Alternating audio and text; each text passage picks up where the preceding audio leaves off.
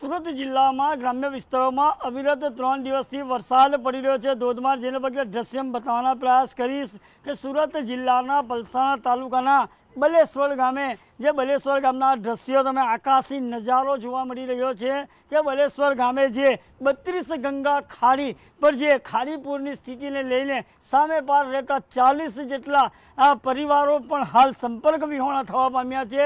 હાલ તો ખાસ કરીને અહીં કોઈ પણ જાતના વહીવટી તંત્ર દ્વારા પણ કોઈ પણ મદદ પણ મળવા નથી પામી। ક્યાંક ને ક્યાંક મામલતદાર તો તાલુકા વિકાસ અધિકારી પણ આ ઘટના સ્થળે જે પાણી ભરાયા છે એ પરિવારોની મુલાકાત પણ લીધી નથી। અને ખાસ કરીને આ દર ચોમાસાની અંદર આ જે 32 ગંગા ખાડી ને કિનારે આવેલું આ જે બલેશ્વર ગામ છે એ વર્ષની આજે ચોમાસાની સિઝનની અંદર 5 થી 7 વખત આ સ્થિતિનું નિર્માણ થવા પામે છે। ખાસ કરીને આ જે ખાડીનો બ્રિજ છે એ લો લેવલ બ્રિજ ડૂબી જવાથી અને ખાડીપુરના કારણે આ પાણી જે વરસાદી પાણી છે એ 5 થી 7 દિવસ સુધી આ જગ્યાઓ પર ભરાયેલા રહે છે, જેને લઈને રોગચાળાની પણ ભીતિઓ સેવાઈ રહી છે।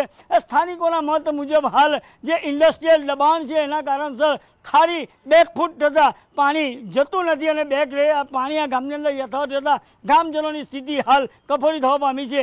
કેમેરામેન ભરત બ્રહ્મભટ્ટ સાથે કેતન પટેલ, ન્યૂઝ 18 ગુજરાતી, બલેશ્વર, સુરત।